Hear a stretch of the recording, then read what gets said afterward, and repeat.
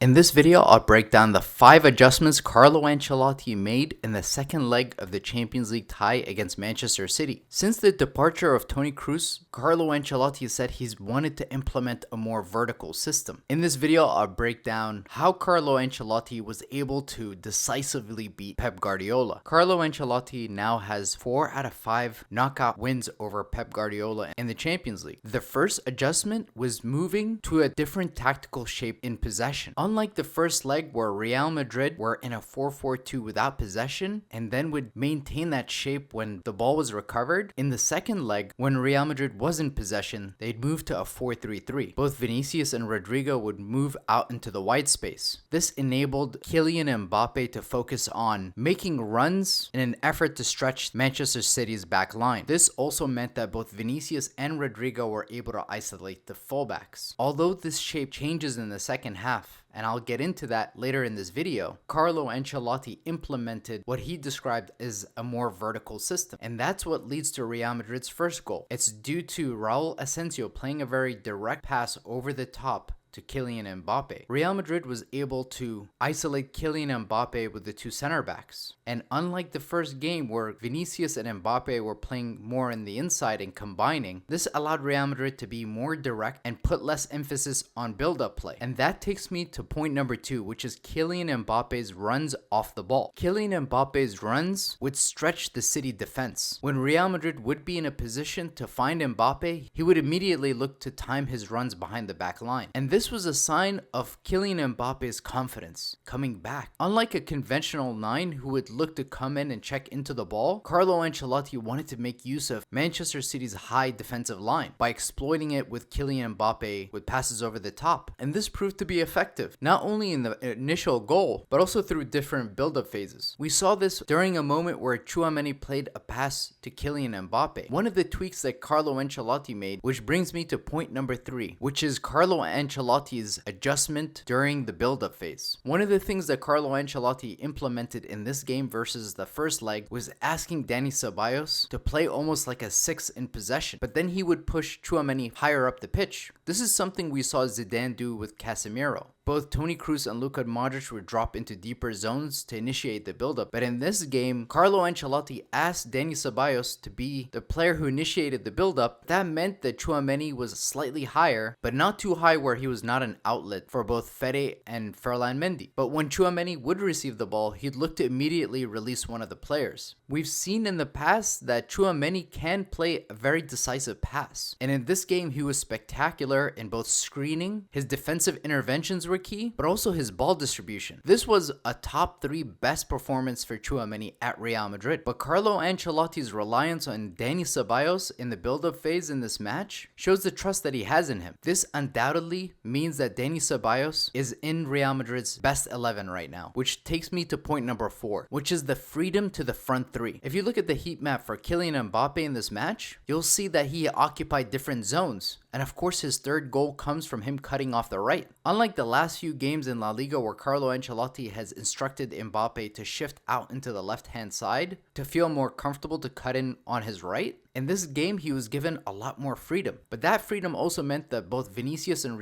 Rodrygo would find zones on the pitch, both on the inside, left, and right. But in transition, Carlo Ancelotti had them combine in very short spaces. Rather than be very spread apart, Carlo Ancelotti wanted in transition for those front 3 players to combine with short passes. That made it very difficult for Manchester City, and that made Real Madrid dangerous in transition opportunities. And that brings me to my 5th and final point, which is the defensive commitment from the Big 4. After the game against Manchester City in the first leg, Carlo Ancelotti said the thing that surprised him most was the defensive commitment from the forward players. And we saw that again today. Although Jude Bellingham is regarded, and rightly so, as a workhorse, we saw Kylian, Vinícius, and Rodrygo put in big defensive shift. And that provided a lot of balance to the team. Because as Carlo Ancelotti has emphasized many times, defense is about collective commitment. And that's what we saw from Real Madrid. Although the possession stats were pretty even, Real Madrid Madrid once again created a higher XG than Manchester City. And with the performance of Raul Asensio at center back, with Rodrygo, you have to say that he has solidified himself as a guaranteed starter for Carlo Ancelotti. Another notable player in this match was Fede Valverde, who looks absolutely comfortable in the right back spot, both in creating chances, but also in his defensive intensity. Early in the season, Carlo Ancelotti struggled to find the balance in the team. But today, Real Madrid looked like a side with a lot of balance, both from a transitional perspective, from a ball progression standpoint, and from a defensive solidity perspective. This was one of the top 3 best performances by Tchouaméni at Real Madrid, and he looks to be developing comfort with Dani Ceballos. If this continues, there's no reason why Real Madrid cannot retain the Champions League once again this season. Based on today's performance, if Real Madrid can stay healthy and not sustain any major injuries to their key players, I believe Real Madrid can and will win the Champions League. Let me know if you guys agree. Thank you for watching. Hala Madrid.